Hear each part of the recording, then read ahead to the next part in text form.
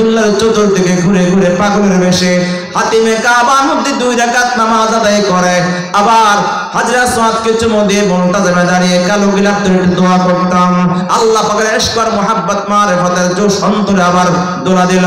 আর মনে মনে চিন্তা করতেছে, এবার যদি হজ করতে আমি হজ্জে বাইতুল্লাহ করার জন্য যদি মদিনা থেকে বের হয়ে যায়, মদিনার বাহিরে যদি আমার মরণ হয়ে যায়, তাহলে আমার কি উপায় হবে?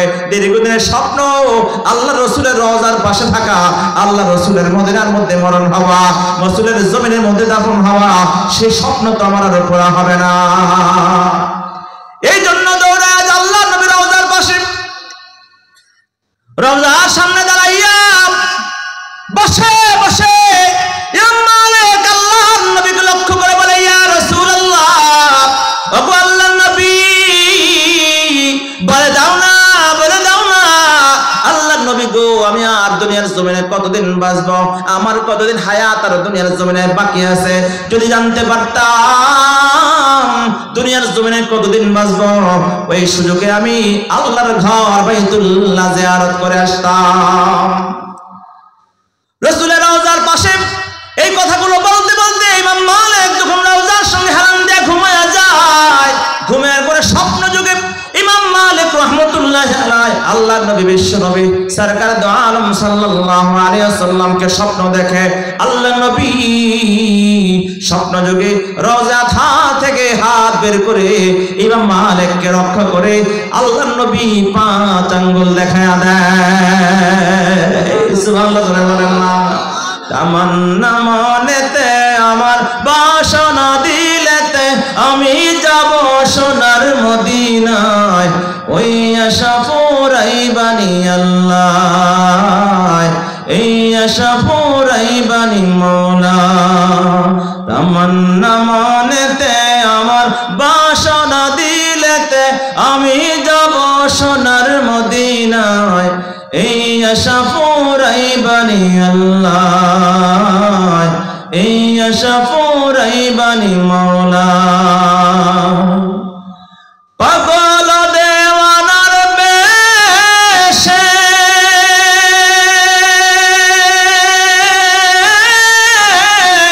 আমি দেখি, আমি বসে বসে ও পাগল দেওয়ানার বেশে ঘুরি আমি দেশে দেশে ও, আমি কেমনে যাব নবীর দেশে, আমি কেমনে যাব নবীর দেশে, রওজা জিয়ারতের দায় এই আশা পুরাইবানি আল্লাহ, এই আশা পুরাইবানি মওলা। তামান্না মনেতে আমার, বাসনা দিলেতে আমি যাব সোনার মদিনায়, এই আশা পুরাইবানি আল্লাহ, এই আশা পুরাইবানি মওলা। সামর্থ্য নাই কাঙ্গালেরি,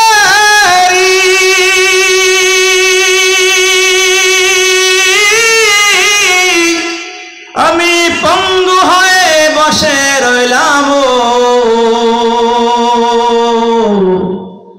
সামর্থ্য নাই কাঙ্গালেরি,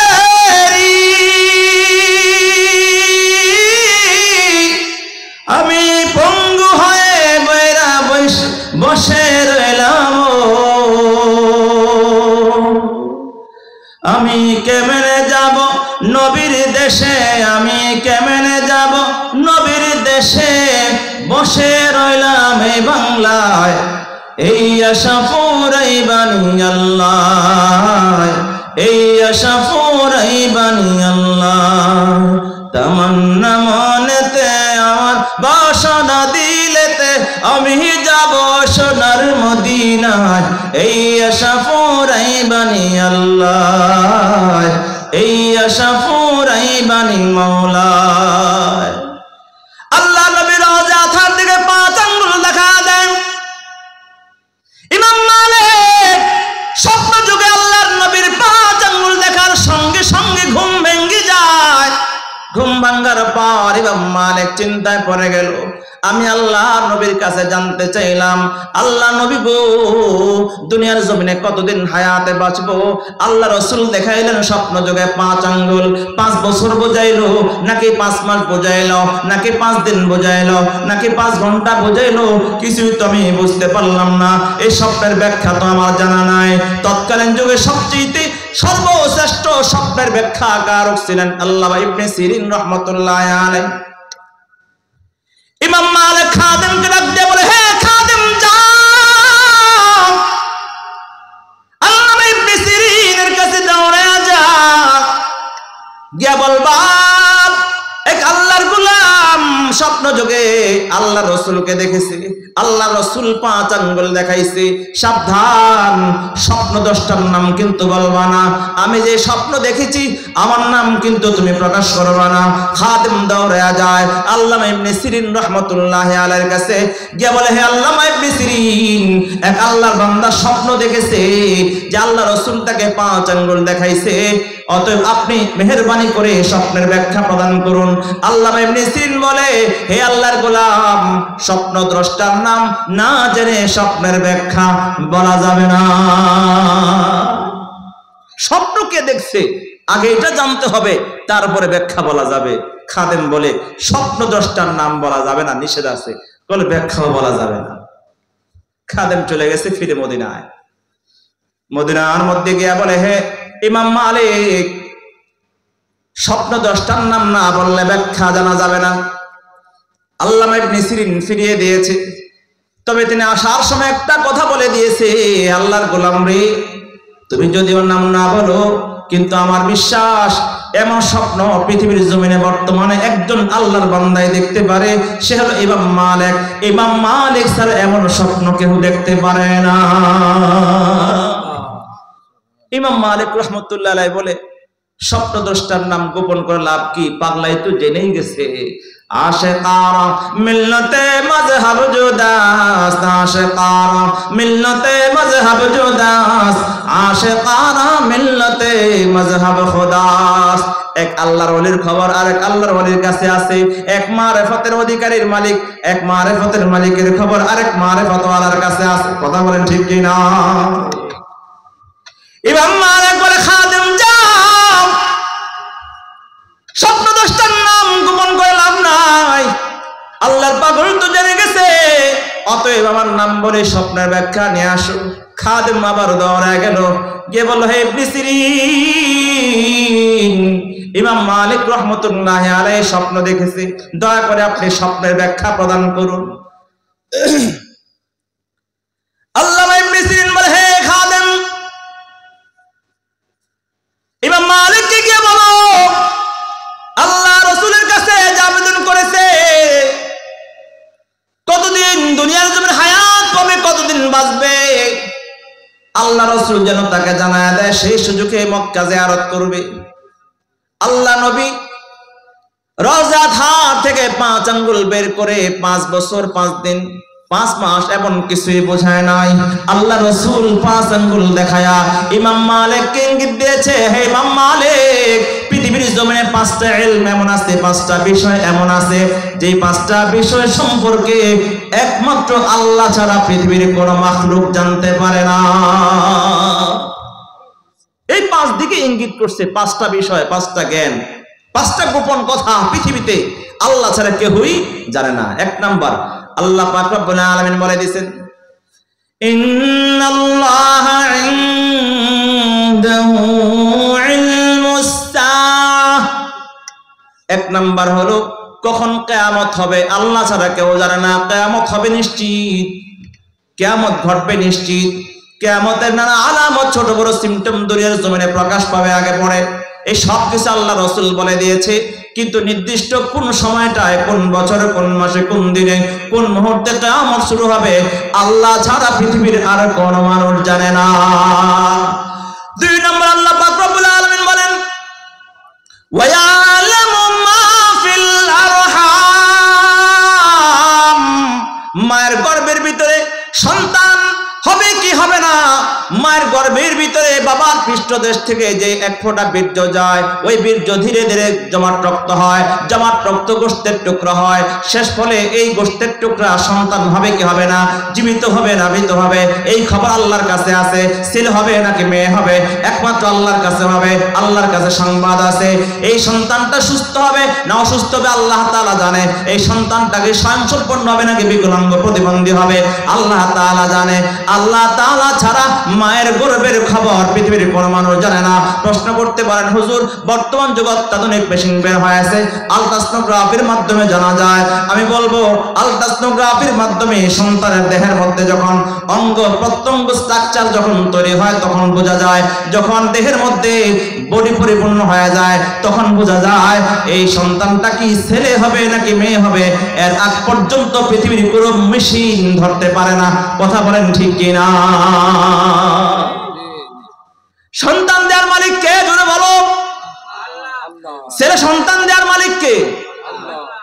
গর্ভে মায়ের গর্ভে সন্তান হবে কি হবে না একমাত্র আল্লাহ তাআলা ছাড়া কেউ জানে না। কোন নারীর গর্ভে সন্তান হবে, কার গর্ভে সন্তান হবে না আল্লাহ তাআলা ছাড়া কেউ জানে না।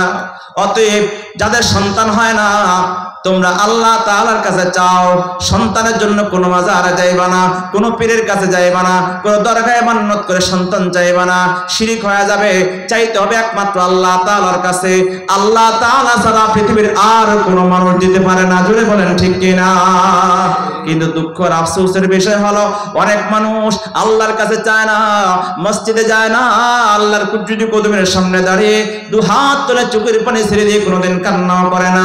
অথচ আল্লাহ পাক রব্বুল আলামিন বলে দিয়েছে, হে আমার গোলাম তুই 5 ওয়াক্ত নামাজ পড়বা, ইয়াকা নাবুদু ওয়া ইয়াকা নাস্তাইন। হে আল্লাহ তোমার ইবাদত করি, তোমার কাছে সাহায্য চাই। কিন্তু আমরা আল্লাহর ইবাদত মাঝে মধ্যে করলেও সাহায্য কিন্তু বেশিরভাগ আল্লাহর কাছে না আছে। আমি আমার কর্মদক্ষতার উপরে ভরসা করে, আমার জমিনের উপরে ভরসা করি, চাকরির উপরে ভরসা করি, ব্যবসার উপরে ভরসা করি, আমার যোগ্যতার উপরে ভরসা করি। দাদার সে দুনিয়ার জমিনে আমি কামাই করে বেড়াই আর আমি মনে করি আল্লাহ তাআলার সাহায্য ছাড়াও আমি কর্ম করে দুনিয়ায় জীবন যাপন করতে পারি। একটা বারের জন্য চিন্তা করি না এই কর্মদক্ষতার যোগ্যতা এই সব কিছু তো আল্লাহ তাআলারই দেয়া। এই জন্য চাইতে হবে কার কাছে? জোরে বলেন। আল্লাহ পাক রব্বুল আলামিন কোরআনে কারিমে বলে দিয়েছে, ইয়াহাবু লিমান ইয়াশাউ ইনাতান ওয়া ইয়াহাবু লিমান ইয়াশাউ যুকরা আও ইউযাওয়িজুহুম যুকরানা ওয়া ইনাসা ওয়া ইয়াজআলু মান ইয়াশাউ আকিমা।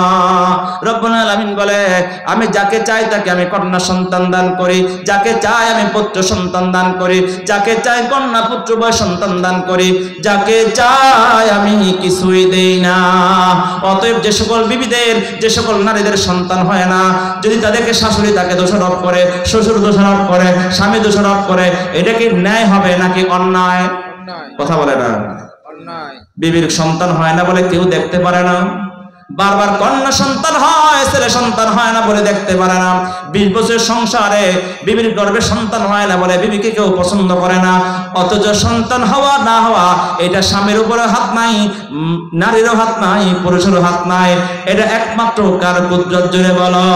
কাদেরে কুদরত তুদারি হর চে খাহিয়া কোনি, কাদেরে কুদরত তুদারি হর চে খাহিয়া কোনি, মুর্দারা যা তু বেবখশি জিন্দারা বেজা কোনি, জিন্দা কোনি আতায়ে তু ওয়ারবা খুশি ফিদায়ে তু, দিল শুদাম বতলায়ে তু হর চে কোনি হৃদয়ে তু।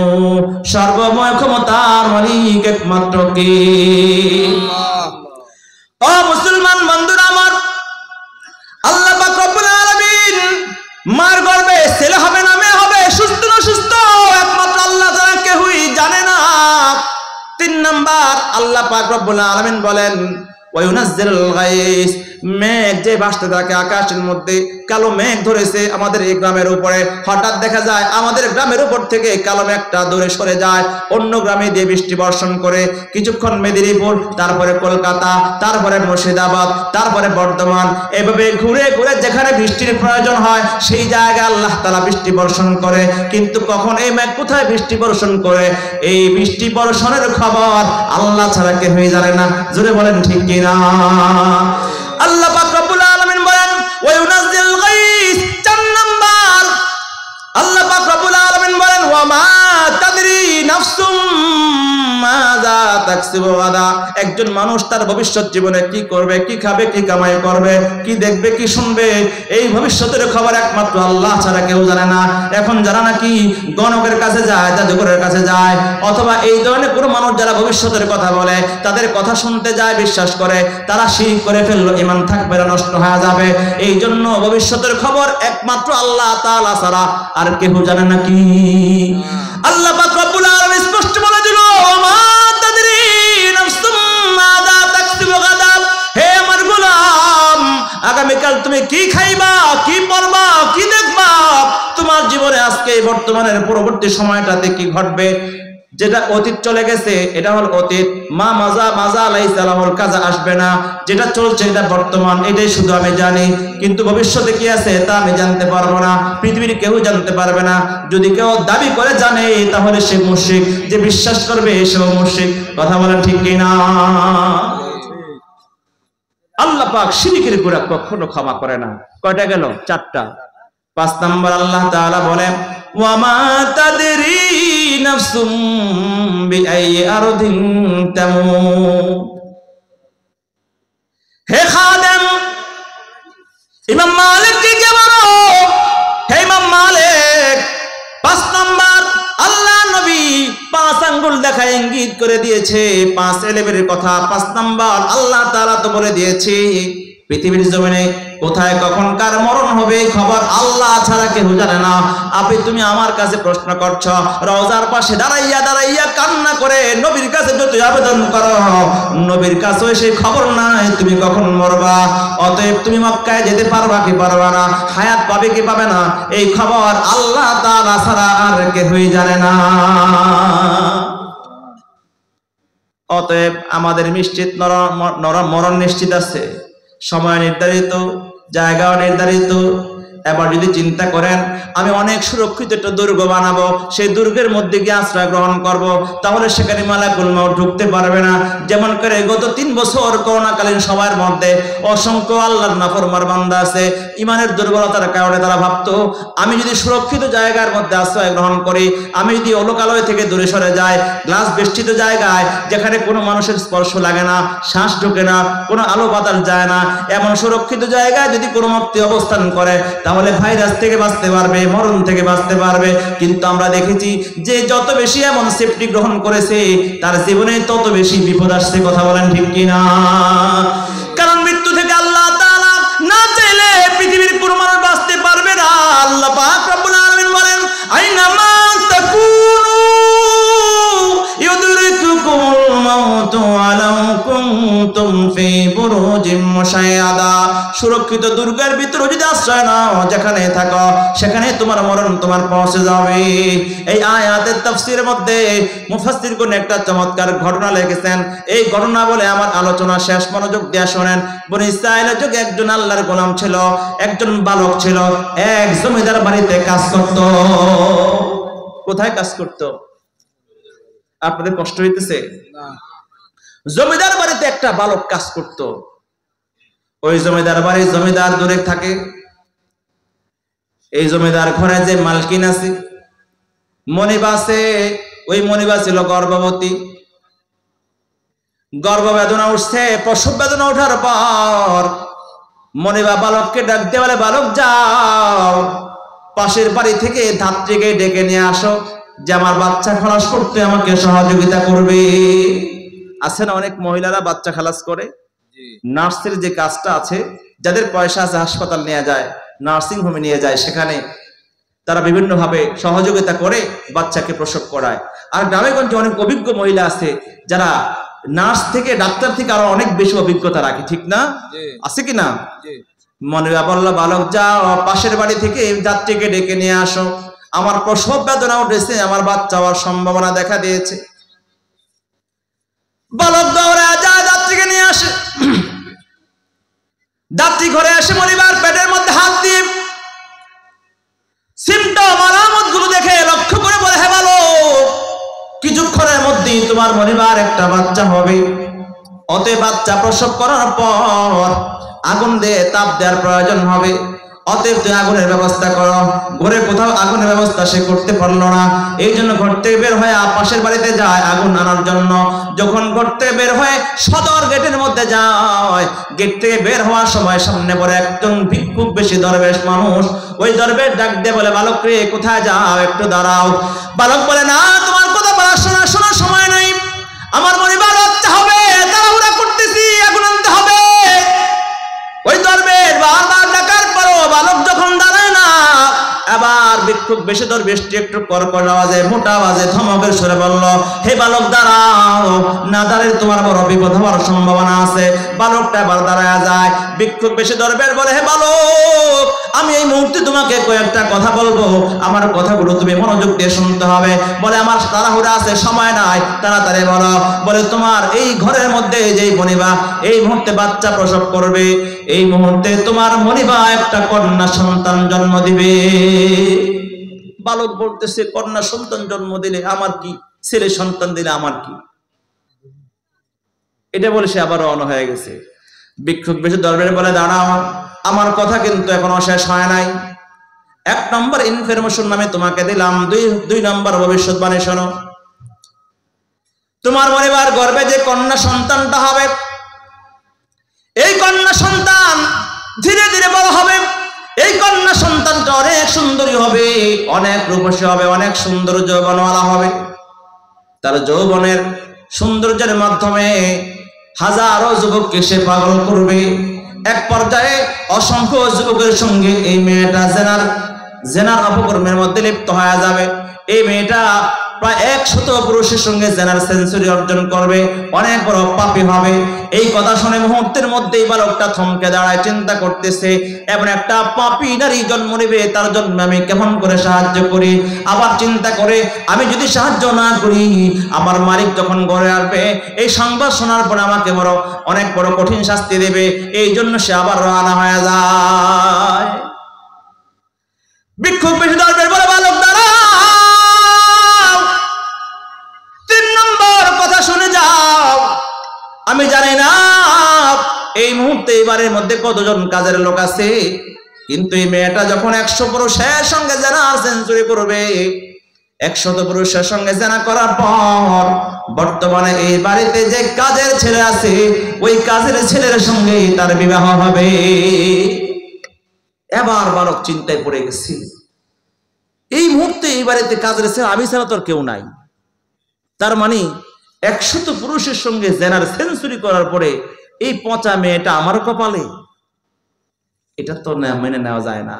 পৃথিবীতে এমন কোন পাগল আছে, এমন কোন যুবক পাবেন রাজি হবে যে একটা 100 পুরুষের সঙ্গে জেনা করছে, অপরাধ করার পরেও তাকে বিবাহ করতে রাজি হবে? নিজে অপকর্ম যতই করুক না কেন, কিন্তু মেয়েরা কিছু করলে, ওই মেয়ের কোনো বদনাম থাকলে তাকে কেউ বিয়ে করতে চায় না, ঠিক কিনা জোরে বলেন? অনেক স্বামী স্ত্রীর মধ্যে এমন আছে, স্বামী সারাদিন পরনারীর কথা বলে, পরক্রিয়া করে, স্ত্রী জানে, মাঝে মধ্যে ঝগড়া হয়, তারপর বিবি কিন্তু যায় না, কিছু বলতেও পারে না। কিন্তু যদি বিবি কারোর সঙ্গে করে, সঙ্গে সঙ্গে ধাক্কা দিয়ে মাইরা ঘর থেকে বের করে দিবে, কথা ঠিক কিনা? বিবিরটাকেও মানতে চায় না। তাহলে আপনার নিজেরটা বুঝো, পুরুষ নারীরটা বুঝো না। নারী অপরাধ করলো অপরাধ, পুরুষ করলো অপরাধ, সমান অপরাধ, ঠিক কিনা জোরে বলেন?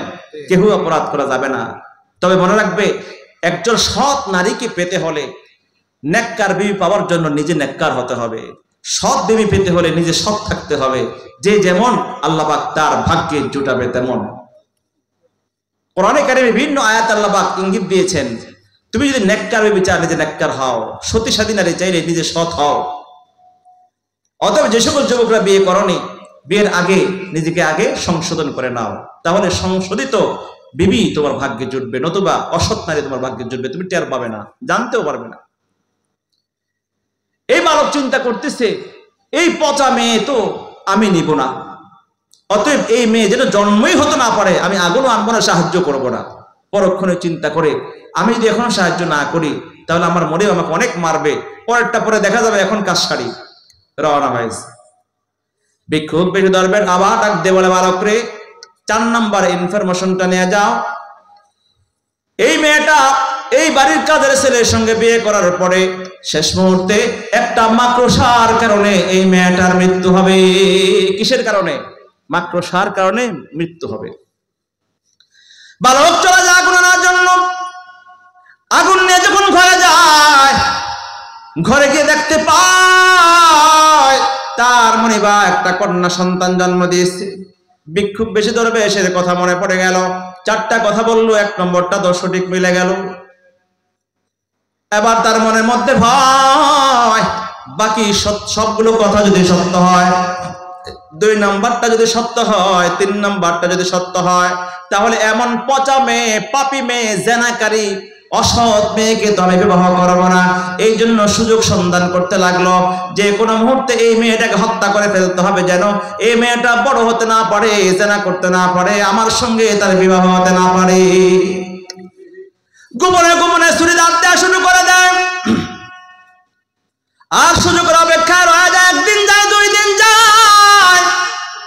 একদিন তার মনে বলে, হে বালক, আমার হাতে অনেকগুলো কাজ, অনেকগুলো ধোয়ার কাজ জমে আছে, আমি পুকুরে যাচ্ছি। আমার কাপড় চোপড় হাড়ি পাতিল ধোয়ার জন্য পুকুরে যাচ্ছি, তুমি একটা কাজ করো, আমার কলিজার টুকরা সন্তান কন্যাটা ঘুমিয়েছে, তার দিকে একটু খেয়াল রাখো। যদি সে ঘুম থেকে জাগ্রত হয়, সঙ্গে সঙ্গে আমাকে তুমি খবর দিবা। এই কথা বলে তার মরিবা যখন চলে গেছে, এই বালকটা দোয়া দুরূদ পড়ে সুবহানাল্লাহ আলহামদুলিল্লাহ পড়ে কমপ্লিট পাইছি আজকে সুযোগ, এই সুযোগের হাতছাড়া করা যাবে না। এই যে দীর্ঘদিন পর্যন্ত ধারালো ছুরি ছিল, এই ধারালো ছুরিটা হাতে নিয়ে ওই বাচ্চার পাশে গিয়ে দাঁড়িয়েছে। কচি কাঁচা সুন্দর ফুটফুটে শিশুর দোলনার পাশে গিয়ে দাঁড়ায়, হাতের মধ্যে ধারালো ছুরি। 1 মুহূর্ত দেরি করলো না, সিনার দিক থেকে নাভির দিকে একটা টান দিয়ে তার বুকটা ছিঁড়ে ফেললো। মুহূর্তের মধ্যে চিৎকার দিয়ে ওই বাচ্চাটা বেহুশ হয়ে গেল, রক্তে পরিপূর্ণ দোলনা লাল হয়ে গেল। বাচ্চাটাকে হত্যা করে বালকটা সঙ্গে সঙ্গে ঘর থেকে বের হয়ে যায়, বাড়ি থেকে মারা যায়, দেশ থেকে মারা যায়, পানিপথ পার হয়ে ভিন্ন দেশে মারি জামায়। আল্লাহর কি কুদরত! আল্লাহ পাক রব্বুল আলামিন যদি কাউকে বাঁচাতে চায়, পৃথিবীর সব মানুষ মিলেও তাকে মারতে পারে না। আল্লাহ তাআলা যদি কাউকে মারতে চায়, পৃথিবীর সবাই মিলেও তাকে বাঁচাতে, তাকে রক্ষা করতে পারে না, মারতে পারে না। আল্লাহ তাআলা যা করে, আল্লাহ তাআলা বিপক্ষে কোনো ফয়সালা করতে পারে না। কথা বলেন ঠিক কি না? ওই বাচ্চাটাকে ধারালো ছুরি দিয়ে মুখ থেকে নাভি পর্যন্ত দাগ দিয়েছে। সঙ্গে সঙ্গে 50 দিয়ে রক্ত বের হওয়ার পর বাচ্চা তো চিৎকার দিয়ে বেহুশ হয়ে যায়, কিন্তু এই রক্তগুলো জমে। ওই বাচ্চার এই কাঁটাটা উভয় দিক থেকে যখন এভাবে জোড়া লেগেছিল, ফাঁকা হয় নাই, যার কারণে পর্যাপ্ত পরিমাণ রক্ত বের হতে পারে নাই। পরবর্তীতে মানুষ যখন এই বাচ্চাকে চিকিৎসা দিল, সেলাই করলো, ওষুধ মেডিসিন প্রয়োগ করলো, আল্লাহ পাক রব্বুল আলামিনের ফয়সালা হায়াত রেখেছেন বলে আল্লাহ তাআলা এই বাচ্চাটাকে সুস্থ করে দেয়। 1 দিন, 2 দিন, 1 বছর, 2 বছর, ধীরে ধীরে বাচ্চা বড় হতে থাকে। এক পর্যায়ে মেয়েটা যুবতী হয়, অনেক সুন্দরী হয়, অনেক সুন্দরী। চতুর্দিকে এই মেয়ের সৌন্দর্যের প্রশংসা। হাজারো হাজারো যুবক এই মেয়ের জন্য পাগল, যে দেখে সে পাগল হয়ে যায়। আজকে বর্তমান যুগে আমাদের অনেক মা বোনরা আছে, সৌন্দর্য না থাকলেও আলগা সুন্দর প্রয়োগ করে, মেডিসিন প্রয়োগ করে, পার্লারে গিয়ে সেজে হলো যুবকদেরকে পাগল করার চেষ্টা করে। আছে না নাই? কথা কয় না? আছে না? অনেক যুবকরা আছে পার্লারে, আগে তো নারীরা যাইতো, এখন যুবতীরাও যায়, যুবকরাও যায়। আগে শুধু যুবতীরা যেত এবং যুবকরাও যায়।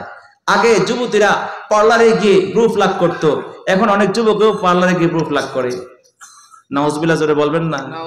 সৌন্দর্য চর্চার নামে আল্লাহ পাকের কুদরতি প্রাকৃতিক সৌন্দর্যকে নষ্ট করে ফেলে। অনেক মা বোনরা মনে করে পার্লারে গিয়ে সাজতে মনে হয় সুন্দর লাগে, মনে হয় সুন্দরী লাগে। পার্লারে গিয়ে সাজগোজ করে ফুল টুল লাগাইয়া বিধর্মীদের মতো যারা পূজায় যাওয়ার সময় নানা রকমের সাজে সাজে, এখন মুসলমান নারীরাও বিভিন্ন অনুষ্ঠানে যাওয়ার সময় তাদের মতো করে সাজে। কথা বলেন ঠিক কিনা? কষ্ট পাচ্ছেন আমার কথা, দুঃখ পাচ্ছেন, এটাই বাস্তবতা। আমার বোনেরা, যদিও নিজেকে মনে করো সাজগোজ করে রওনা হলে তোমাকে সুন্দরী লাগে, আর যুবকরা তোমার দিকে তাকিয়ে তাকিয়ে হাসে এবং তোমাকে চোখে ইশারা করে, এবং তুমি এসব দেখে আনন্দ পাও, খুশি হও, কিন্তু তুমি একটা কথা মনে রাখবা, তোমাকে দেখে হাসে, তোমাকে সুন্দরী লাগে এই জন্য না, তোমাকে বান্দরী লাগে। বান্দর বুঝেন? আল্লাহ পাক রব্বুল আলামিন স্বাভাবিক যে সৌন্দর্য দিয়েছে এটাই সুন্দর। এটা একটা সৌন্দর্য আছে, মাধুর্যতা আছে, কোমলতা আছে। এই সৌন্দর্য চর্চার নামে মা বোনরা এমন এমন পাপ করে ফেলে, যে পাপের কারণে 24 ঘন্টা তাদের উপর লানত করতে থাকে। নাউজুবিল্লাহ জোরে বলেন। যেমন পার্লারে গিয়ে যারা সাজে, এখন তো ঘরে ঘরে পার্লার, এবং নিজেরাও পার্লারের সামানপত্র ক্রয় করে নিজেরাও সাজে। পার্লারে যে কাজগুলো হয়, মধ্যে এক নম্বর যে ব্রু প্লাক হয়, মোটা ব্রুকে চিকন করে, কি বলে এটাকে? হ্যাঁ, আপনাদের এদিকে কি বলে? আমাদের বাংলায় বলে ব্রু প্লাক। হ্যাঁ, আপনাদের এখানে কি বলে? এই পশম উঠায় যে চিকন করে, এটা কি বলে? Brow pluck. আরেকটা কাজ করে অনেকে, প্লাস্টিক সার্জারি করে মোটা ঠোঁটকে চিকন করে, আবার মোটা ঠোঁটকে চিকন করে, চিকন ঠোঁটকে মোটা করে। আবার স্কিন যদি পড়ে যায়, অনেক বৃদ্ধ মহিলা আছে স্ট্রেট করে, অনেকে চুলে কালার করে, চুলকে স্ট্রেট করে, চুলকে কেটে ফেলে, সেটে ফেলে, পুরুষের মতো সাজ ধরে। আছে না নাই যদি বলেন? অনেকে দাঁতের মাঝখানে ফাঁকা করে, ফাঁকা মেশিন দিয়ে, একটু ফাঁকা, হালকা ফাঁকা থাকলে সুন্দর লাগবে। অনেকে দেহের মধ্যে টেটু আঁকায়, এটা তো কমন। কথা ঠিক কিনা? যুবক যুবতী, কঠোর কি মুসলমান বলো কি বেঈমান বলো, ইহুদি খ্রিস্টান নাসারা হিন্দু বৌদ্ধ আর্য নাগা গারো কুর্কি সাঁওতাল খাসিয়াল মগ মণিপুরি চাকমা ত্রিপুরা যা আছে বিধর্মীরা তো করেই। আজকে মুসলিম যুবক যুবতীরাও আজকে এই সমস্ত ঘৃণ্য অপরাধে জড়িয়ে আছে। অথচ কত বড় অপরাধ! সহিহ বুখারীর মধ্যে আসছে হাদিস, রাসূল কারীম বলেছেন, লানাল্লাহুল ওয়াশিমাতি ওয়াল মুস্তাওশিমাতি ওয়াল মুতানাম্মিসাত ওয়াল মুতাফাল্লিজাতিল হুসনিল মুগায়্যিরাতি খালকাল্লাহ। আল্লাহ রাসূল বলেন, যারা দুনিয়ার জমিনে ব্রু প্লাক করবে, দাঁতের মাঝখানে ফাঁকা করবে, দেহের মধ্যে ট্যাটু আঁকাবে, 24 ঘন্টা তাদের উপর আল্লাহ তাআলা লানত করতে থাকে। নাউজুবিল্লাহ জোরে বলেন না।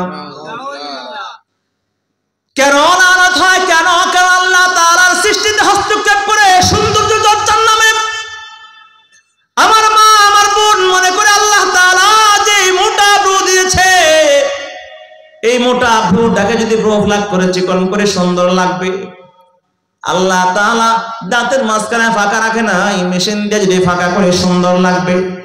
আল্লাহ তাআলা স্কিন দিলেন সুন্দর, যে স্কিনের মধ্যে কোনো প্রিন্ট নাই, ডিজাইন নাই, আমি যদি জ্বালায়া মেশিন দিয়ে আমি যদি সেখানে মেশিনের মাধ্যমে ট্যাটু আঁকাই, সুন্দর লাগবে। অথচ আল্লাহ পাক রব্বুল আলামিন মানুষ সৃষ্টি করার পরে ঘোষণা করেছেন, কসম খেয়ে খেয়ে অত্তিন ওয়াজ্জাইতুন ওয়া তুরি সিনিন ওয়া হাদাল বালাদিল আমিন। 4টা পবিত্র বস্তুর কসমকে আল্লাহ তাআলা বলেছেন, লাকাদ খালাকনাল ইনসানা ফি আহসানি তাকওয়িম। আমি মানুষকে সবচেয়ে সুন্দর করে বানিয়েছি। আল্লাহ পাক রব্বুল আলামিন বলেন, হে বান্দার মা, আল্লাহ বললেন তোমার মুখ মোটা, এটাই সুন্দর, দাঁতের মাঝখানে ফাঁকা নাই, এটাই সুন্দর, তোমার স্কিনের মধ্যে ট্যাটু নাই, এটাই সুন্দর। আল্লাহ তাআলার সুন্দর সৃষ্টির মধ্যে হস্তক্ষেপ করে সৌন্দর্য বৃদ্ধির নামে যে হস্তক্ষেপ করেছ, এই জন্য 24 ঘন্টা তোমার উপর আল্লাহ তাআলা লানত করতে থাকে। যেই নারীর উপরে লানত করে, এই নারীর ঘরে কোনোদিন শান্তি আসতে পারে না, তার স্বামীর ঘরেও শান্তি আসতে পারে না, সন্তানের জীবনে শান্তি আসতে পারে না। ঠিক কিনা জোরে বলে? আব্দুল্লাহ ইবনে মাসউদ রাদিয়াল্লাহু আনহু হাদিস বর্ণনা করছেন। এই হাদিস তিনি বলার পরে এতটুকু বুখারী শরীফের মধ্যে আসছে, সহিহ মুসলিম শরীফের মধ্যে আরেকটু বেশি আসছে। এই কথা শুনতে এক মহিলা, নাম হলো ইয়াকুবের মা, বনি আসাদ গোত্রের এক মহিলা, যাকে বলা হতো উম্মু ইয়াকুব, ইয়াকুবের মা। আমাদের ঘরে বাড়ির আশপাশে আছে না, রফিকের মা, সালমার মা, হ্যাঁ, আব্দুর রহিমের মা আছে না, এরকম কোন একজন মা। ইমাম সাহেব, খতিব সাহেব, বক্তা সাহেব যখন এই ফতোয়া দিল, এই হাদিস শোনাই দিল আব্দুল্লাহ ইবনে মাসউদ। ওই উম্মু ইয়াকুব নামক বনে আসাদ গোত্রের মহিলা দৌড়ে আসছে আব্দুল্লাহ ইবনে মাসউদ রাদিয়াল্লাহু আনহুর কাছে এসে বলে, হে আব্দুল্লাহ ইবনে মাসউদ, আনতাল ওয়াশিমাত ওয়াল মুস্তাওশিমাত ওয়াল মুতানাম্মিসাত ওয়াল মুতাফাল্লিজাত, তুমি নাকি লানত করছো? আব্দুল্লাহ ইবনে মাসউদ রাদিয়াল্লাহু আনহু বলেন, মালি লা আলআনু মান লাআনা রাসূলুল্লাহ সাল্লাল্লাহু আলাইহি ওয়াসাল্লাম, আমি কেন লানত করব না যাদের উপর আল্লাহ রাসূল লানত করেছে। হুয়া ফি কিতাবিল্লাহ, অথচ আল্লাহ রাসূলের উপর কিতাব কোরআন নাযিল হতো, রাসূল যা কিছু বলে কোরআন থেকেই বলে, আল্লাহর নির্দেশেই বলে। তখন ওই মহিলা বলে, আমিও তো কোরআন পড়ি, আমি তো কোরআনে কোথাও পেলাম না আল্লাহ তাআলা লানত করছেন। আব্দুল্লাহ ইবনে মাসউদ রাদিয়াল্লাহু আনহু বলেন, ফাইন করাতিহি ফাকাদ ওয়াজাতিহি, যে তুমি কোরআন পড়তা তাহলে কোরআন অবশ্যই তুমি দেখতা। আল্লাহ তাআলা বলেছেন, মা আতাকুমুর রাসূলু ফাখুযুহু ওয়া মা নাহাকুম আনহু ফান্তাহু। আল্লাহ নবী যা আদেশ করে তা মান্য করো, আল্লাহ নবী যা নিষেধ করে তা তুমি বর্জন করো। অতএব আল্লাহ রাসূলের আদেশ নিষেধ মান্য করা এই কোরআনের কথা। আল্লাহ রাসূল যেহেতু লানত করেছেন এটা আল্লাহর লানত, আল্লাহ রাসূল যেহেতু লানত করেছেন এটাই কোরআনের কথা। সুবহানাল্লাহ জোরে বলেন না সুবহানাল্লাহ। অতএব আল্লাহ রাসূলের আদর্শ ফলো করতে হবে, আল্লাহ রাসূলের আদর্শ ফলো করতে হবে। ফ্যাশনের নামে, সৌন্দর্যের নামে হে যুবক, পশ্চিমা সভ্যতা ওয়েস্টার্ন কালচারকে গ্রহণ করো না। শাহরুখ খান, সালমান খান কিভাবে ফ্যাশন করলো, কি চুলের কাটিং দিল, নেইমারে কিসের চুলের কাটিং দিল, মেসি কিভাবে চুলের কাটিং দিল, সালমান খান কি ড্রেস পরলো, কানে দুল পরলো, হাতে চুড়ি পরলো, শাহরুখ খান কিভাবে চুলের কালার করলো, এসব দেখে দেখে কোনো মুসলিম যুবক তাদেরকে ফলো করতে পারো না। একজন মুসলিম যুবক ফলো করবে বিশ্বনবী মুহাম্মদ রাসূলুল্লাহ সাল্লাল্লাহু আলাইহি সাল্লামকে। ঠিক কিনা জোরে বলেন। মোমেন জু ফেদা নকশ কাফে পায়ে নবী হো,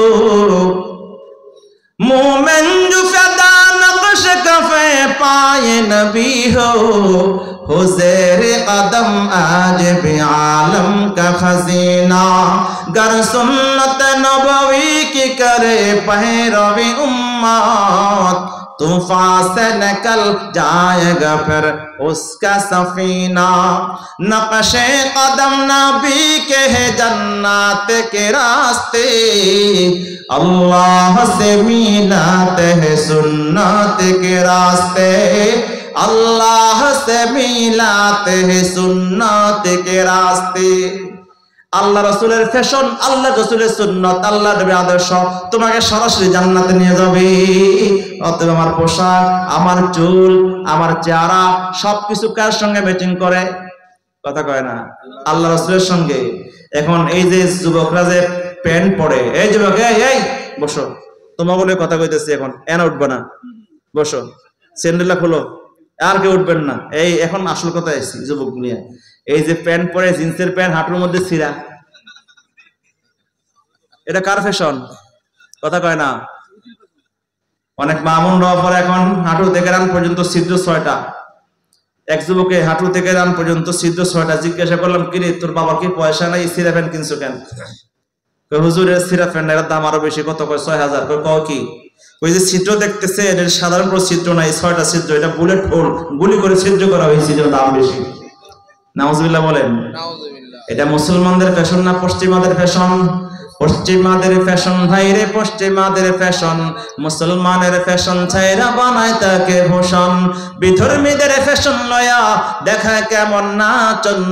পশ্চিমাদের ফ্যাশন পরায় আছে ফুল পেন, হাঁটুর কাছে ছিঁড়া, মাথায় রাইখা লম্বা চুল দিছে একখান গিরা। কথা কয় না। আসেনি কি? ওই চুল দেন সাইডে দিয়ে নাই, সামনে দিয়ে আছে। লাভ আঁকানো শার্ট পরে, বুকটা রাখে খোলা, গলায় ঝুলায় সোনার চেন, দেখায় ফ্যাশন খেলা। প্রশ্ন করলে বলে হায় রে এই তো নিউ ফ্যাশন। পশ্চিমাদের ফ্যাশন কার? এটা জোরে বলেন। পশ্চিমাদের ফ্যাশন ভাইরে, পশ্চিমাদের ফ্যাশন। মুসলমানের ফ্যাশন ছাইরা বানায় তাকে ভূষণ। বিধর্মীদের ফ্যাশন লয়া দেখায় কেমন নাচন। পশ্চিমাদের ফ্যাশন। বিধর্মীরা পালন করে হ্যাপি ভ্যালেন্টাইন। কি পালন করে? কথা কয়েন। হ্যাপি ভ্যালেন্টাইন আসতে সামনে 14ই ফেব্রুয়ারি। হ্যাপি ভ্যালেন্টাইন, ভালোবাসা দিবস বলতে মুসলমানদের কিছু আছে? এটা ভালোবাসা দিবস নাকি বেহায়া দিবস? কথা বলে না। ভালোবাসা দিবসটা বেহায়া দিবস। এই ভালোবাসা দিবসের নামে অসংখ্য যুবক যুবতীরা যে নগ্নতায় পাপের কাজে জড়িয়ে যায়, এর জন্য দায়ী মা বাবা হবে, যদি মা বাবা এদেরকে হেফাজত না করে। এটা মুসলমানদের কাজ নয়, বেঈমানের কাজ। বিধর্মীরা পালন করে হ্যাপি ভ্যালেন্টাইন, মুসলমান সন্তানেরা বলে কত ফাইন। 31 নাইটের মাঝে মদের বোতল নিয়া মাতাল হইয়া তারের খাম্বা ধইরা বলে প্রিয়া। পুলিশ ধরলে তখন বলে আমায় ধরছো কেন, পশ্চিমাদের ফ্যাশন, পশ্চিমাদের ফ্যাশন ভাইরে পশ্চিমাদের ফ্যাশন, মুসলমানের ফ্যাশন ছাইরা বানায় তাকে ভূষণ। বিধর্মীদের ফ্যাশন লয়া দেখায় কেমন নাচন, পশ্চিমাদের ফ্যাশন কালো চুলকে লাল করে মেডিসিন মাখিয়া। আসেনি আগুন দিয়ে জ্বালায় দেয়, দুনিয়াতে জ্বালানো শুরু করছে মাথায়। কালো চুলকে লাল করে মেডিসিন মাখিয়া, আবার কালো মেয়ে সুন্দরী হয়ে পার্লারেতে গিয়া। টাইটি ফিট কাপড় পরে হাঁটে মেয়ের দল, আবার ভরি হাঁটে মেকআপ করে কত দেখায় ঢং। ঠিক নেই? আসেনি এমন? হ্যাঁ, এসব দেখে শয়তানে তো দেখায় খেমটা নাচন, পশ্চিমাদের ফ্যাশন, পশ্চিমাদের ফ্যাশন ভাইরে পশ্চিমাদের ফ্যাশন, মুসলমানের ফ্যাশন ছাইরা বানায় তাকে ভূষণ। অতএব কোন মুসলমান এই ফ্যাশন গ্রহণ করতে পারে না। মুসলমান ফ্যাশন গ্রহণ করবে আল্লাহ রাসূলের ফ্যাশন। মুসলমানদের চুলের কাটিং হবে বিশ্বনবীর চুলের মতো, মুসলমানদের পোশাক হবে বিশ্বনবীর পোশাকের মতো, মুসলমানদের দাড়ি হবে বিশ্বনবীর দাড়ির মতো, মুসলমানদের চরিত্র হবে আল্লাহর নবীর চরিত্রের মতো, মুসলমানদের যুবকদের আখলাক হবে আল্লাহর নবী বিশ্বনবী মুহাম্মদ রাসূলুল্লাহর আখলাকের মতো। কথা বলেন ঠিক কি না? কোন কথা বলতেছিলাম, কোথায় গেছি মনে আছে? কোন বাচ্চারা ধীরে ধীরে বড় হতে লাগলো, যুবতী হয়ে গেছে, সুন্দরী, চতুর্দিকে যারা সৌন্দর্যের খ্যাতি, ওইদিকে ওই যুবকটাও ভিন্ন দেশে গিয়া বালকটাও ব্যবসা বাণিজ্য করে করে অনেক পয়সার মালিক হয়েছে। টকবকে যুবক দেশে আসছে, অনেক সম্পদ ক্রয় করেছে, জায়গা জমি ক্রয় করে বাড়ি করেছে, গাড়ি করেছে। চতুর্দিকে তার সুনাম সুখ্যাতি ছড়ায় গেছে, অনেক বড় জমিদার পয়সাওয়ালা। বিয়ের বয়স হয়ে গেছে, আত্মীয় স্বজনকে বললো একটা মেয়ে দেখো, আমি যদি এলাকার মধ্যে সবচেয়ে ধনী ব্যক্তি সম্পদশালী, অতএব আমার জন্য একটা বিশ্ব সুন্দরী দেখবা। মিস ওয়ার্ল্ড যদি নাও হয়, কমসে কম মিস কান্ট্রি হতে হবে। খুঁজতে খুঁজতে কোথাও পায় না, পছন্দ হয় না। এক পর্যায়ে একটা পছন্দ হয়ে গেছে। একজনের সংবাদ দিল অমুক জায়গায় একটা মেয়ে আছে, তুমি চাইলে তাকে বিয়ে করতে পারো। মেয়েটাকে দেখছে, পছন্দ হয়ে গেছে, বিয়ে করে বাড়িতে নিয়ে আসছে। ও মুসলমান ভাইরা, আমার সংক্ষেপে ঘটনা সামনে আগাই, লম্বা করে বলার সময় হবে না। যুবতীকে বিয়ে করে এই যুবক যখন বিবিকে নিয়ে ঘরে যায়, একদিন যায়, 2 দিন যায়, সংসার চলতেছে। উভয়ের মধ্যে অনেক সুন্দর ভালোবাসা, মুহাব্বত, হৃদ্যতা, উভয়ের মধ্যে প্রেম জমে উঠছে। এক পর্যায়ে যুবকটা একদিন দুপুর বেলায়, দিনের বেলায় একদিন ওই বিবির সঙ্গে যখন অন্তরঙ্গ সম্পর্ক হয়, হঠাৎ করে ওই যুবক স্বামী বিবির পেটের দিকে তাকায়, দেখে বিবির পেটের দিক থেকে নাভি বরাবর লম্বা একটা কাঁটার দাগ। সুবহানাল্লাহ, জোরে বলেন সুবহানাল্লাহ। এই কাঁটার দাগ দেখার সঙ্গে সঙ্গে যুবকের কলিজার মধ্যে একটা কামড় দেয়। শৈশবকালের কথা মনে পড়ে যায়, বালক বয়সের কথা মনে পড়ে যায়। আমি তো বালক বয়সে যখন আমি কোন এক বাড়ির কাজের লোক ছিলাম, তখন তো আমি একটা মেয়েকে হত্যা করার জন্য তার বুকের মধ্যে এবং ছুরি চালিয়েছিলাম। এই সব ঘটনা তার মনে পড়ে গেল। বিক্ষোভ বেশি দরবেশের সবগুলো কথা তার মনে পড়ে গেল। এই জন্য সে চিন্তায় পড়ে গেল, কেমন করে এরা তদন্ত করবো, বিবিকে বা কেমন করে জিজ্ঞাসা করি। আবার বিবিকে প্রশ্ন করে, বিবি আমি তোমাকে এখন কয়েকটা কথা বলবো। বিবিরে, বিবি গো, তোমাকে আমি ভালোবাসি, তুমি আমাকে ভালোবাসো। আমি চাই না আমাদের ভালোবাসার বন্ধন নষ্ট হয়ে যা। এই মুহূর্তে আমি তোমাকে কয়েকটা প্রশ্ন করব। প্রশ্নের উত্তর দেওয়ার পরে, এই প্রশ্নের উত্তর দেওয়ার আগে আমার তোমার মধ্যে যে সম্পর্ক মহাব্বত আছে, এই ঘটনার পরে যেন আমাদের মহাব্বত নষ্ট না হয়, আমরা একে অন্যকে ছেড়ে যাব না, আগে সেই ওয়াদাবদ্ধ হও। স্বামী স্ত্রী উভয় ওয়াদাবদ্ধ হলো। এবার বিবি স্বামী বিবিকে প্রশ্ন করে, বিবি ও বিবি, তোমার পেটের মধ্যে যে লম্বা কাটার দাগটা দেখা যায়, এই কাটার দাগটা কিসের দাগ? এই প্রশ্ন করার সঙ্গে সঙ্গে বিবি জবান খুলে কথা বলতে শুরু করে দিল। বিবি বলে, স্বামী গো, বর্তমান যুগে তো আপনি অনেক বড় সম্পদশালী জমিদার, এক জমানা ছিল আমরাও কিন্তু কম ছিলাম না। নারীরা দেখবেন নিজের শ্বশুর নিজের বাপের বাড়ির কথা, নিজের আত্মীয় স্বজনদের প্রশংসা করতে শুনতে অনেক পছন্দ করে। এতদিন পর্যন্ত স্বামীর এই গৌরব, স্বামীর এই সম্পদ, এই নাম কামের কারণে নিজের নাম কিছুই বলতে পারে না। এখন যখন সুযোগ পাইছে বলা শুরু করছে। এক জমানায় আমার দাদারা বাবারা জমিদার ছিল, আমাদের ঘরে সবসময় কাজের লোক থাকতো। আমি আমার মায়ের কাছ থেকে শুনেছি, আমার শৈশবকালে জন্মের সময় আমার বাড়িতে একটা কাজের লোক ছিল। আমার জন্মের পর সে কাজের ছেলেরা, সেই জালেম, আমাকে হত্যার উদ্দেশ্যে আমার বুকের মধ্যে ছুরি চালাইছে। স্বামী ডাকতে বলে, বিবি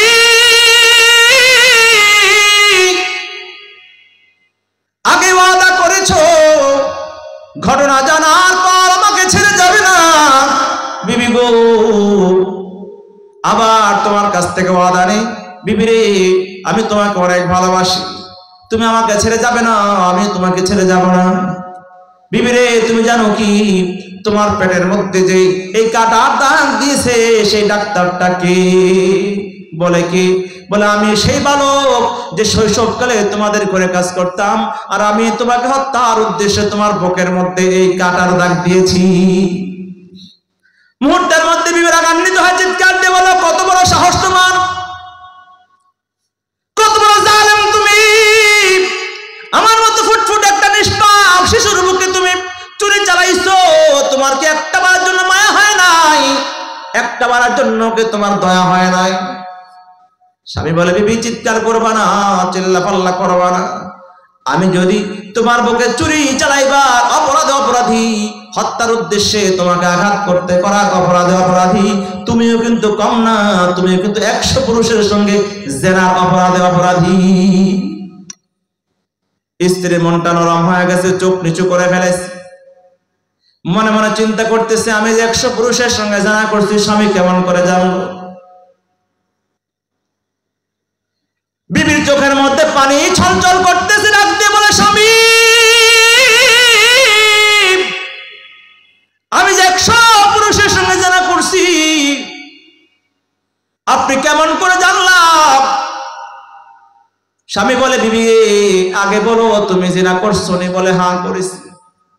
কতজন হবে? 100 জন। বলে, জানেন অসংখ্য অগণিত। স্বামী বলে, আমার বিশ্বাস কমসে কম 100 জনের কম হবে না। বিবি রে, যা হয়েছে ভুলে যাও, তুমিও ভুলে যাও, আমিও ভুলে যাব। স্বামী, বিবি বলে, স্বামী গো, আমি যে 100 পুরুষের সঙ্গে জেনা করছি, এটা তুমি কেমন করে জানলাম? এবার স্বামী বলতেছে, বিবি রে, তোমার জন্মের সময় যখন আমি তোমাদের ঘরে ছিলাম, তোমার জন্মের সময় আগুন আনতে যখন ঘর থেকে বের হয়েছিলাম, তখন ভিক্ষুক বেশে এক দরবেশের সঙ্গে আমার সাক্ষাৎ হয়েছিল। ওই ভিক্ষুক বেশে দরবেশ 1 নম্বরে বলেছিল তুমি একটা কন্যা সন্তান জন্ম হবে, 3 নম্বরে বলেছিল তোমার সঙ্গে আমার বিবাহ হবে। বিবি 1 নম্বর ভবিষ্যৎবাণী বাস্তবায়ন হয়ে যায়, 3 নম্বর আমার সঙ্গে বিয়ে হয়ে সেটা বাস্তবায়ন হয়। আমার বিশ্বাস 2 নম্বরে বলেছিল তুমি 100 পুরুষের সঙ্গে জেনা করবে, 1 নম্বর যেহেতু সঠিক হয়েছে, 3 নম্বরটাও হয়েছে। আমার বিশ্বাস মাঝখানে 2 নম্বর কমপ্লিট হতে বাকি না। বিবি চোখের পানি ছেড়ে দিয়ে অনুতপ্ত হয়ে বলে, স্বামী আমাকে হত্যার জন্য তুমি অপরাধী, আর আমি জেনার অপরাধী। আমরা উভয় আল্লাহর কাছে তওবা করে ইস্তেগফার করি, তুমিও ভুলে যাও, আমিও ভুলে যাই, আমরা একে অন্যকে ছেড়ে যাব না। স্বামী বলে, বিবি রে, তোমাকে ছেড়ে যাওয়া যায় না, তোমাকে হারানো যায় না। আমি আর একটা কথা এখনো তোমাকে পর্যন্ত বলি নাই।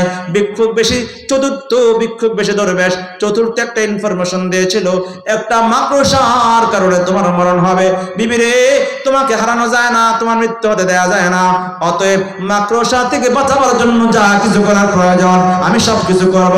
যেহেতু 4টা ভবিষ্যৎবাণীর মধ্যে 3টা বাস্তবায়ন হয়ে গেছে, 4 নম্বরটাও হতে পারে। অতএব আমি তোমার জন্য এমন একটা ঘর বানাবো, এমন সুরক্ষিত একটা জায়গা কামরা বানাবো, এমন একটা দুর্গ প্রাসাদ বানাবো, মাকড়সা কেন যেন ধুলা কণা পর্যন্ত সেই ঘরে প্রবেশ করতে না পারে। এই জন্য এমন সুরক্ষিত একটা দুর্গ বানান, এমন একটা দুর্গের ভিতরে সুন্দর একটা কুঠুরি বানান, ওই কামরার ভিতরে এমন ভাবে আবদ্ধ করে রাখে একটা ধুলা কণা মশা মাছি পক্ষী যেন বাইরে থেকে প্রবেশ করতে না পারে। ওই জায়গার মধ্যে তার ব্যবস্থান করে। একদিন দুপুর বেলা আমি আপনাদের কাছে জানতে চাই, যত সুরক্ষিত দুর্গের মধ্যে যুবক তুমি আশ্রয় গ্রহণ করো, আল্লাহ তাআলা যদি মৃত্যু দিতে চায়, নিতে চায়, ধরে রাখার বাঁচাবার কেউ আছে না? কে জোরে বলো না। আল্লাহর কি কুদরত, আল্লাহর কি কুদরত। বিবি একদিন দুপুর বেলা খাবার দাবার করার পর বিছানার মধ্যে আরাম করতেছে, এমন সময় ঘরের ছাদের দিকে কর্নারে দৃষ্টি দেয়া দেখি ছাদের কর্নারের ভিতরে ছোট্ট একটা মাকড়সার জাল। ওই মাকড়সার জালের মাঝামাঝি রাজার মতো রানীর মতো একটা ছোট্ট মাকড়সা বসে আছে। মহিলাদের কিন্তু হঠাৎ রাগ উঠে যায়, এত সুন্দর ঘর পরিচ্ছন্ন করে এত গুছিয়ে রাখি, এই মাকড়সার জাল কোত্থেকে আসলো? মুহূর্তের মধ্যেই নেমে একটা ঝাড়ু নিয়ে ওই মাকড়সার জালের মধ্যে আঘাত করে জমিনের মধ্যে পড়ে যায়। স্ত্রীর পা ছিল নগ্ন, পা স্যান্ডেল ছিল না, মুহূর্তের মধ্যেই তার খালি পা দিয়া, নগ্ন পা দিয়া ওই মাকড়সার উপরে যখন সে দলিত মদিত করে, ওই মাকড়সার পেটের মধ্যে ছিল একটা তরল পদার্থ বিষাক্ত। মুহূর্তের মধ্যে তার পায়ের মধ্যে যখন স্পর্শ করে, সেই তরল পদার্থের বিষ মুহূর্তের মধ্যে গোটা দেহের মধ্যে ছড়ায় যায়, আর ওই মেয়েটা মৃত্যুর কোলে ঢলে পড়ে যায়। ও মুসলমান বন্ধু, আইনামা তাকুনু ইউদরিকুকুমুল মাউতু ওয়ালাউ কুনতুম ফি বুরুজিম মুশাইয়াদা। বাঁচতে পারে নাই, বাঁচতে পারে নাই। ও যুবক, ও পর্দালের মারে, ও দাড়ি পাকায় মরবি বাবারা, আমার আপনার জীবনে এমন একটা মরণ অপেক্ষা করতেছি, কিন্তু আমার মরণটা কোথায় হবে আমি জানি না, কেমন করে হবে জানি না, কোন সময় হবে জানি না। অতএব মৃত্যুর প্রস্তুতি নিতে হবে এখন। অতীত ফিরে আসবে না, ভবিষ্যতের গ্যারান্টি নাই। আমার কাছে সময় নাই, আমার কাছে সময় আছে শুধু এই মুহূর্ত এখন। অতএব তওবা হবে এখন, দোয়া হবে এখন, নামাজ হবে এখন, প্রতিজ্ঞা হবে এখন। আল্লাহ, ভবিষ্যতের কোনো গ্যারান্টি নাই, বাঁচবো কি বাঁচবো না, অতীত ফিরে আসবে না। এখন থেকে আমরা তওবা করবো, আল্লাহ আর কোনোদিন গুনাহ করবো না, আর কোনোদিন জানা করবো না, বেপরদায় চলবো না, আর কোনোদিন গান শুনবো না, গান গাইবো না, নগ্ন নারীদের নাচ গান দেখবো না, সিনেমা মুভি দেখবো না, পণ্য আর দেখবো না। ও রব্বুল আলামিনের কাছে মুহূর্তে, এই মুহূর্তে তওবা করো, এই মুহূর্তে প্রতিজ্ঞা করো, নামাজ ছাড়বা না, এই মুহূর্তে নিয়ত করো কোনোদিন নামাজ ছাড়বা না, কোনোদিন জামাত ছাড়বা না, কোনোদিন মিথ্যা কথা বলবা না। পৃথিবীতে যত নেক আমল করার সব কিছু এখনই করতে হবে, ভবিষ্যতের জন্য রেখে দেয়া যায় না, কারণ ভবিষ্যতের কোনো গ্যারান্টি নাই। জোরে জোরে বলেন ঠিক কিনা?